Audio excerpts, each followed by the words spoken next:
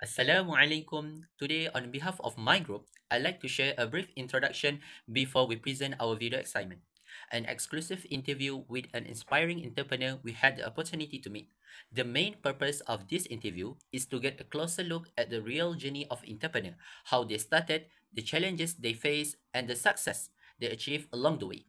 Throughout the session, we explored several key aspects, such as what inspired them to venture into entrepreneurship, what marketing and financial strategy do they use, and the most importantly, what advice do they have for inspiring entrepreneurs like us. We hope this video doesn't just inform, but also inspires and showing us that although the world of business can be tough, it also full of exciting opportunities for those who are willing to take the leap. So, without further ado, let's watch our exclusive interview with the entrepreneur chosen by our group. Thank you. Assalamualaikum warahmatullahi wabarakatuh. Bersama saya pada hari ini seorang usahawan yang masyhur di kalangan kita di negara Malaysia ini. Boleh memperkenalkan diri, Encik? Okey. Waalaikumsalam warahmatullahi taala wabarakatuh. Saya Muhammad Izzat, owner kepada syarikat ini lah. Dalam bidang transport. Okey. Boleh saya menanyakan beberapa soalan, Encik? Okay, boleh. Ya, soalan pertama, bagaimana Encik terfikir untuk memulakan perniagaan ini? Terfikir belum ni masa tu tahun 2000 lah, 2000. Masa tu anak Melayu ni tak ramai lagi untuk menceburi bidang ni. Masa tu lah tercetusnya idea untuk nak ceburi bidang transport.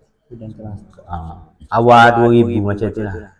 Baik. Soalan kedua, boleh saya tahu apa cabaran utama dalam memulakan perniagaan transport ini, Cik? Cabaran utama dalam bidang transport ni kewangan lah, tekangan kewangan. Untuk memulakan perniagaan kewangan. Suntikan modal. Suntikan modal. Susah. Okey. Soalan seterusnya, siapakah sasaran pelanggan utama syarikat ini? Sasaran pelanggan.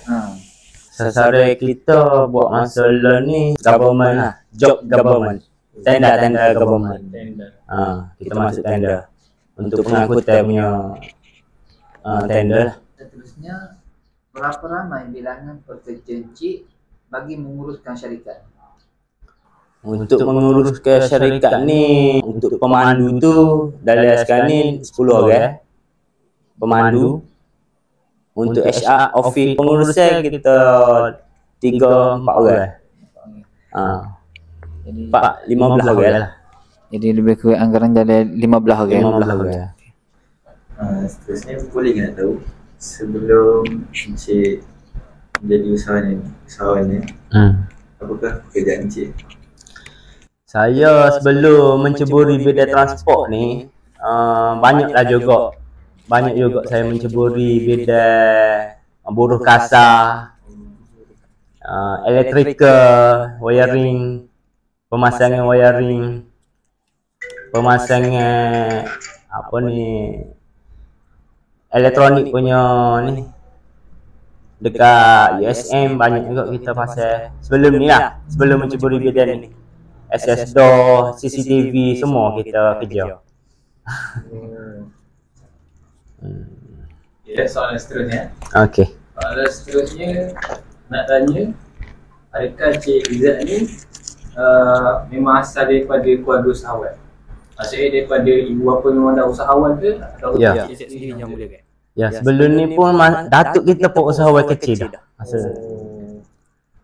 datuk kita jual kedai runcit kecil-kecil. Ayah dengan mak kita dia kerja government masa tu. Tapi dalam kerja tu dia ada buat lah usaha apa ni, bisnes kecil-kecil lah. Itulah sejarah lebih kurang. Okey, kat sini saya ada 2 soalan berkenaan semasa Encik memulakan perniagaan. Okey, soalan pertama saya ialah, untuk memulakan perniagaan ini, macam mana ataupun cara Encik dapatkan modal dan tenaga kerja?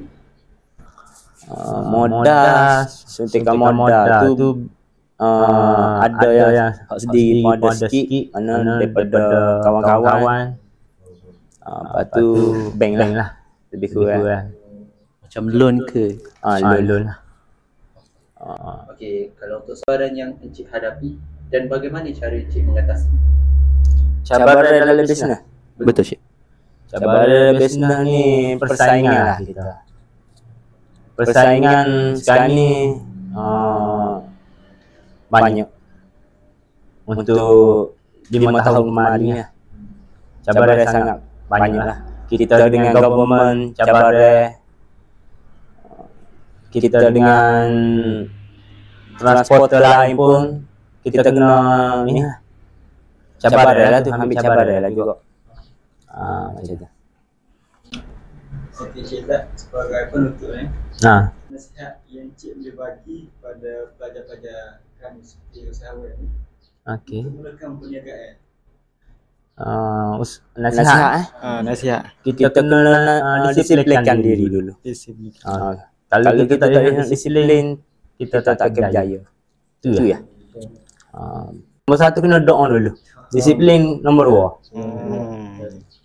2. Doa minta dengan Tuhan sebab dia beri belakang. Benda ni. Rezeki, kerja, apa, biar dia atur. Kita atur pecah otak pun tak boleh nak buat kita. Yang keduanya disiplin lah. Kena disiplin. Mari PT 10,000 kita dah kena guna hampir. Tu lah. Disiplin dari segi pengurusan. Dari segi pengurusan. Betul. Pengurusan, kita nak handle pekerja semua tu kita kena disiplin. Kalau kita tak disiplin, nak buat kita nak follow macam mana kita. Encik Izzat pernah ni tak berlaku kerugiannya? Kerugian? Banyak. Kerugian. Tapi mental kita tak boleh down lah. Sebab kerugian tu. Kalau mental kita down, tutup lah kedai. Tak boleh nak buat apa. Sebab tu orang jatuh bangun tu. Kira bisnes ni biasa. Biasa. Mental kena kuat lah nak bisnes. Kalau kecil-kecil, mental cara kecil. Bisnes besar, mental kena besar juga lah. Gitu. Boleh saya tanya Encik Izzat? Transport kan? Transport tu dari segi apa transport tu? Transport sekarang ni saya lebih pada logistik lah. Logistik pengangkutan.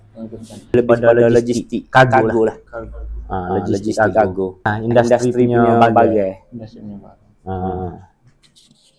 Bukan runcit.